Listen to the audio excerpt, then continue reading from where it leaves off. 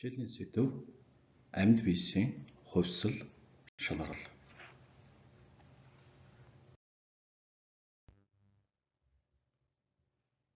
Тус хичээлээр бид амьд биесийн хувьсал, амьд биесийн зохицолгоо, байгалийн шалгарал ба дайрууны онол, байгалийн шалгарлын хэлбэрүүд, эволюцийн хөдөлгөгч хүч, зүйлийн үүсэл гэсэн агуулгуудыг судалнаа.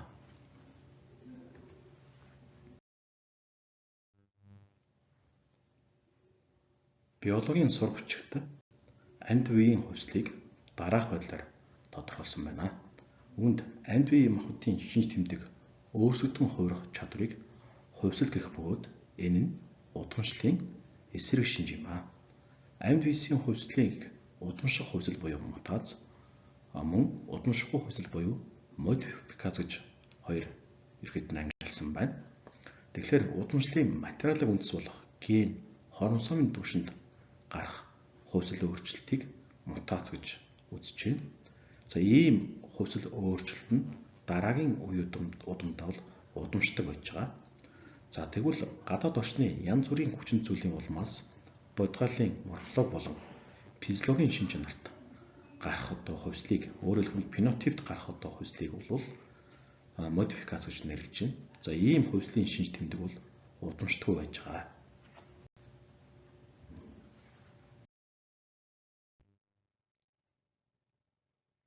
Энэхүү зурган дээр Монгол орны говь зүйлийн бүсэд тааралдах хатсан урам шиг өнгөтэй нэгэн зүйлийн зарцаа байна. Мөн нөгөө зарцаа нь болохоор ургамлын ногоо навч иш шиг өнгө цустай ийм хэлбэртэй зарцаа байна. Аль зарцааны хувьд бол ургамалтай их төсөөтэй харагдана. Тэгэхээр энэ хоёр зарцааны биеийн хэлбэр өнгө цус яагаад ийм өрмөц урмал шиг харагдаж байна вэ гэдэгт хариулт олох ёстой. Тэгэхээр энэ өнгө цусны болон биеийн хэлбэрийн өрмөц онцлог шинж хэрхэн бий болов? Үүнд нөлөөлсөн хүчин зүйл нь юу вэ гэдэгт хариулт олох нь бол өнөөдрийн бидний хичээлийн гол зорилго байгаа юм.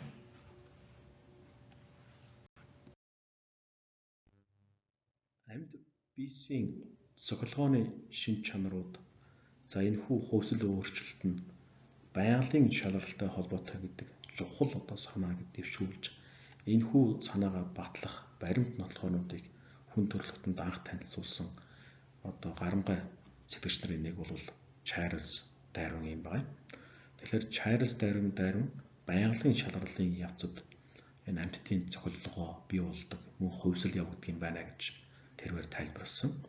Чарльз Дарвины энэ чухал санаа, энэ чухал бүтээл гарах болсон гол уг төр нөхцлүүд нэг бол нэгдүгээрт тухайн үед гаршуулсан амьтад болон ургамлын олон үйлдвэр сортууд нэгэнд үүссэн байсан. Тэгэхээр хүмүүсийн нүдэнд аль хэдийн энэ гэрийн тэжээвэл амьтад хувьсаж өөрчлөгдөж байгааг бол хараад байсан. Өөрөөр хэлбэл дактааны, нохооны олон үйлдвэрүүд бий болж гисэн байсан. Тэгэхээр гэрийн тэжээвэл амьтад ингэж хувьсаж өөрчлөгдөж болж байгаа бол байгаль дээр байгаа зэрлэг амьтад яаж хувьсаж өөрчлөгдөг вэ гэдэг дээр хариулт олох шаардлага гарсан. Нөгөө талаас Европын улс орнууд баг бүх твүүдэд олон улс орныг колоничилж байсан. Тэр колониудаас байгалийн нөөцтэй, биологийн олон янз байдалтай холбоотой маш хэмжээний мэдээ баримт Европын улсууд суулгасан. Энэ ус шинэ тухааны баримт тогтолцоо бүрдүүлэх боломжийг олгосон. Гуравдугаарт палеонтологийн олдрууд бас их чухал асуудалтай байдаг. Ялангуяа палеонтологийн олдрууд хэдий ч газрын бүнээс олдох тусам хэдий ч орчин үед байгаа амьтдаас ялгаатай. Хэдий ч геологийн хожим үеийн хурдсаас олдох хэрээр одоо байгаа амьтдтай төсөөтэй байгаад байгаа ийм шинж тэмдэг ажиллагдсан байж байгаа. Тийм учраас энэ палеонтологийн олдрууд нь бол сонирхсон хүн болгонд бол энэ амьтд чинь хувьсаж өөрчлөгдсөн юм биш үстэй. Энэ одоо байгаа амьтд чинь эртээр үед амьдарч байсан.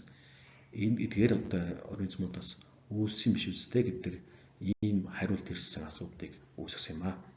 Тэгэхээр амьд биеийн орчинтой цохилдсон цохилгыг байгалийн шалгарлын нөхцөлдүүлж байна. Байгалийн шалгарлын дүнд орчинтой амьд биеийн хамгийн сайн цохилдсон хэлбэрүүд мэндүүлдэж дараагийн үе удамд илүү олон үр төлийг үлдээх ба ингэснээр орчинтой илүү сайн цохилдох амьд биеийн цохилгооны эволюц явагдана гэж ингэж үзэж байна. Энэхүү ойлголтыг бол Чарльз Дарвин Зүйлийн үсэл хэмээх 1859 онд хэвлүүлсэн бүтээлтэй тодорхой дурдсан. Түүний онолоор одоо амьдарч буй зүйлүүд болон түүхэн хугацаанд амьдарч байгаад мөсөн бүх зүйл нэг юм уу хэд хэдэн амьдралын анхны хэлбэр буюу нийтлэг өгөөс одоо үүссэн гэж тэрээр таамагласан. За энэ түүний таамаглалыг бол орчин үеийн молекул биологийн судалгаанууд бол ерхэд нь бол баталсан гэж одоо хэлж болно. За яг л тэр бол манай гэр дээр амьдарч байгаа бүхий л одоо амьд organismуудын хувьд бол нийтлэг бас шинжүүд байгаад байна. За тухайлах юм бол одоо ДНК гэдэг бол бараг бүх л одоо амьд organismууд байж байна. Энэ ДНК нь бол тухайн амьд организмын одоо биеийн одоо ерхий шинж төлөв бүхий зүйлийг тодорхойлж байгаа гол одоо уламжлалын мэдээллийг агуулж байгаа молекул байж байгаа. Нөгөө талаас хувьсэл бол бас ДНК толгойтой байна гэдгийг бол орчин үеийн молекул биологийн судалгаанууд бол нотолж харуулсан. За тэр үүнээс гадна тэрээр эволюцийн өөрчлөлтийг нөхцөлдүүлэгч хүч бол байгалийн шалгал юм а гэдгийг бол нэлээд одоо сайн нотлохотойгоор баримтаар өгүүлж чадсан байдаг юм а. Тэгэхээр бидний өмнө ярьсан хоёр зарцааны тухайд энэ хоёр зарцаа яагаад ургамал шиг өнгөтэй, ургамал шиг хэлбэртэй, биеийн хэлбэртэй болсон байна вэ гэхээр энэ тухайн одоо зарцаагаар хоолож багчин амьтдаас л өөрсдөө одоо хамгаалах зорилгоор бий болсон цохилгооны одоо үр дүн л гэж одоо бид ойлгох хэрэгтэй.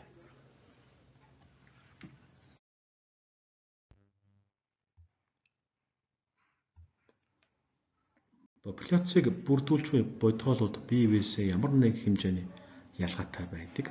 За энэ ялгааг вариац гэж нэрлэж байна. Тухайлбал байгаль дээр огтны популяцид цайвар, бордуу, бор, бараан гэсэн өнгө цусны одоо вариац байна гэж төсөөлье. Тэдгээрийн одоо амьдрах орчин цайвар өнгийн одоо бодгоолуудтай ижлэхэн өнгөтэй байвал ямар үр дагавартай байж болох вэ гэж. Тэгвэл өдрийн махчин шуудын хувьд бараа охтнуудыг илүү хялбархан олж илрүүлж ангуулжлах ба үүний улмаас тухайн одоо охтны популяцид бараа охтны эзлэх хувь мэдтгэц буурна. За үүнээс үүдээд төрөлтийн явцад үе солих тусам популяц дотор цайвар охтны эзлэх хувь нэмэгдэж ерхий тэр охтны өнгө цусны хувьд бол өмнө нь бол олон бариацтай байсан бол илүү тийм цайвар бариацтай бодголууд нь зөнхлөх байдлаар гарч байгаа өөрчлөлтийг бол одоо бид байгалийн шалгалтын явцад гарч байгаа хувьсэл гэж одоо ингэж үзэж байгаа. За ийм хэлбэрийн хувьслыг бол одоо чиглүүлэгч шалгалт гэж нэрлэдэг. За гэтэл чиглүүлэгч хэлбэрийн одоо байгалийн шалгалтаас гадна бас сарниулагч, докторжуулагч гэсэн одоо шалгалтууд байдаг юм байна. За эдгээр шалгалтыг бол энэхүү схем зүрэн дээр илүү тодорхойлж авч үзье. Тэгэхээр анхны одоо их популяц маань болохоор тавхан харж байгаа цайвар өнгөтэй, за мөн бордуу, за мөн зарим нь бүр бараан өнгөтэй ийм охтнууд байна. За энэ их популяцийн хувьд бол ерөөдөө бор өнгөтэй охтнууд хамгийн олуулаа байгааг одоо бид энэ дахирмаас харж болж байна.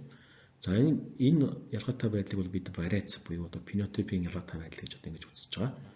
За ингээд их популяцийн дахирмаас ямар өөрчлөлт гарсныг одоо эхний одоо зүрхэн дээрс харах юм бол за энд тавхан харж байгаа цайвар өнгөтэй охтнууд бол үгүй болсон байна. Ингээд зөвхөн бор болон бараа охтнууд. За бараа охтны тоо нэмэгдсэн байгааг бид харж байна. Тэгэхээр их популяцаас шинээр үүсэж байгаа популяцыг одоо бид энд дасархай зураас болон одоо үргэлжсэн зураасаар үүсгэсэн дахирмаас харж байна. За яг ийм байдлаар бол цайвар охтнууд байхгүй болж байгаа. Бараа охтнууд үлдэж байгаа өөрчлөлтийг бол одоо бид чиглүүлэгч шалгалт гэж нэрлэж байгаа. За тэгвэл хоёрдугаар дахирмын хувьд юу болсон байна вэ гэхээр хамгийн олоолаа байсан тэр бор охтнуудын эзлэх хэмжээ буурсан байна. За зөвхөн одоо цайвар охтнууд, за бараан өнгөтэй охтнууд олширсан ийм одоо өөрчлөлтийг болохоор бол бид сарниулагч хэлбэрийн одоо шалгалт явууллаа гэж ингэж одоо үзэж байгаа. За 3 дугаар одоо харимтаар болохоор цайвар болон бараа охтнууд бол тоон эрс цөөрөд зөвхөн бор охтнууд үлдсэн ийм одоо өөрчлөлт явагдсан байна. Тэгээ энэ хэлбэрийн одоо шалгалтыг бол бид докторжуулагч одоо шалгалт гэж нэрлэж байгаа юм аа.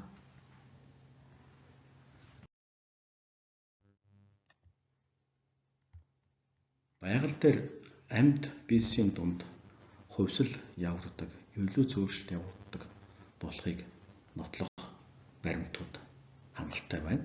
За эдгээр баримтуудыг бид бүлэглэх юм бол палеологийн нотлохоонууд байна. газар зүйн нотлохоо байна. Гомлог эрхтний нотлохоо, үлдэгдэл эрхтний нотлохоо, үржлэх хөгжлийн үеийн нотлохоо, мимикри буюу одоо дуурайх үзэгдэл, за мөн конюрген цэвэрлэлийн үз, молекул биологийн нотлохоонууд байдаг юм аа. За энд бид археоптерикс гэж одоо нэн эртний үед амьдарч байсан үлэг үрүүлийн палеонтологийн олдрыг харж байна. За энэ палеонтологийн олдор юугаар хүмүүсийн анхаарлыг татаад байна вэ гэхээр хэдийгээр аргасныхын байдал нь бүлэгч амьтад төсөөтэй боловч шуу шиг дэвүүрүүдтэй давчтай амьтан байсан байгаа юм. Тийм учраас бол энэ амьтны олдор нь орчин үеийн шууд нь эртний одоо үлэг үрүүлүүдээс үүссэн болохыг одоо бодож байна. За хоёрдугаар энэ зурган дээр болохоор бид хүн, за адуу, за дээрэс нь муур, за сарсан багбахай, шувуу одоо сэлүүр хөлтний урд мөчийг харуулсан байна. Тэгэхээр энэ амьтдын одоо урд мөч бол хоорондоо хэлбэрийн хувьд ихээхэн ялгаатай боловч ясны бүтцэн одоо адилхан байгаа. Аль алинд нь бол одоо бид харж байна тийм ээ. Сарууны яс болон шувууны яс зэрэг одоо байгааг харж байгаа.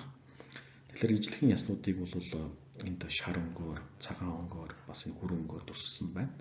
За энэ ясны хэдийгээр хард байдлын өөр боловч ясны төсөөтэй одоо байдаг бол бид гомлог эрхтэн гэж нэрлэдэг байгаа. Энэ бол бас хувьслыг одоо илэрхийлж байгаа бас их сайн нотлохоо. За түүнээс гадна бол энэ доотлын зурган дээр бид хоёр нутагтай амьтдын агуулгыг харж байна. За энэ агуулгыг нь болохоор дөрвөн мөч байхгүй. За дээрээс нь залмаар амьсгалдаг. За мөн сэлүүртэй байна. Гэтэл бие гүцэн хоёр нутнууд таахан мэдчихэж байгаа. Уушгаараа амьсгалдаг, дөрвөн мөчтэй байдаг. Тэгэхээр энэ юу илтгэхэд байна вэ гэхээр бол хоёр нутгийн амьтад нь эртээр үеийн тэр загаснуудаас үүссэн болохыг бол энэхүү хоёр нутгийн амьтдын үржил хөгжлийн одоо онцлог илэрхийлж байна. За түүнээс гадна одоо хүндээлж тэр зарим амьтад дээр бас юм үлдэгдлийн эрхтнүүд байдаг. Одоо үүргүүлээс гана одоо байхгүй болчихсон. Тэгэхээр энэ үлдэгдлийн эрхтнүүд бол бас хувьслыг илэрхийлж байна.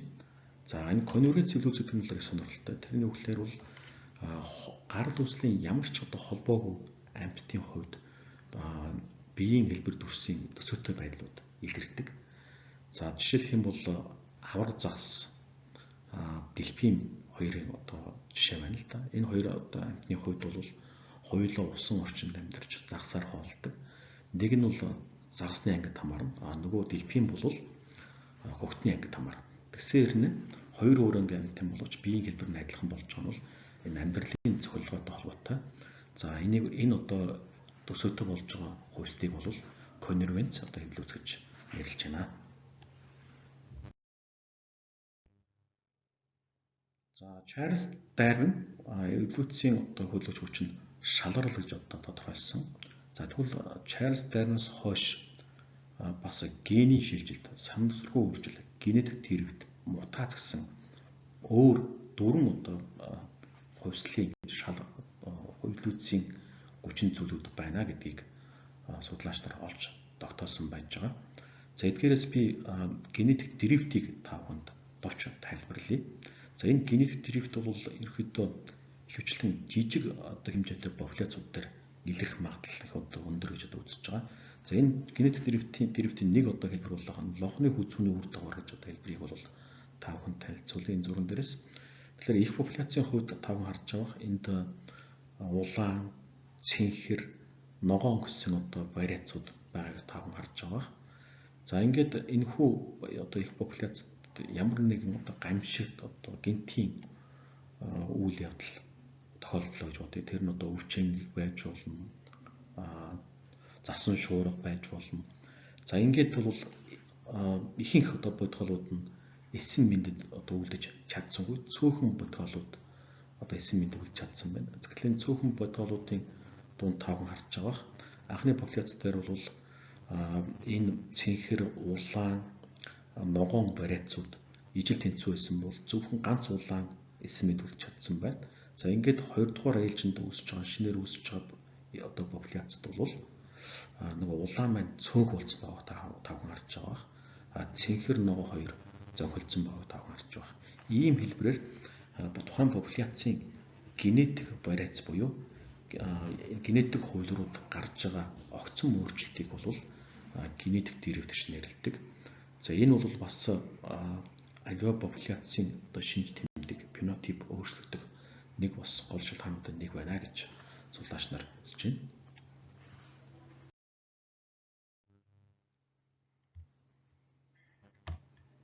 Амьд биесийн хувьсэл өөрчлөлтийн чухал үр дүнүүдийн нэг нь шинэ зүйлийн үүсэл юм.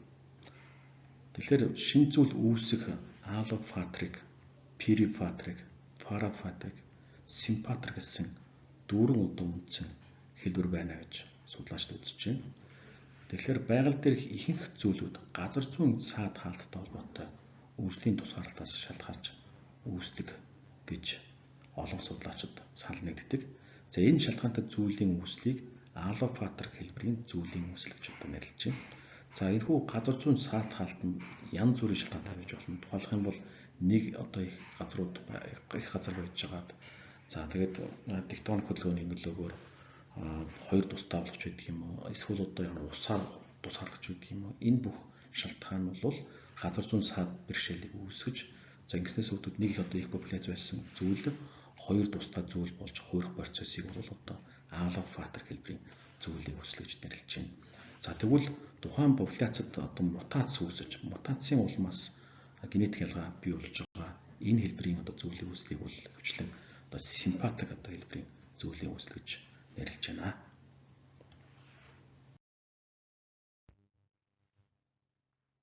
Анхааран сонссонд баярлалаа.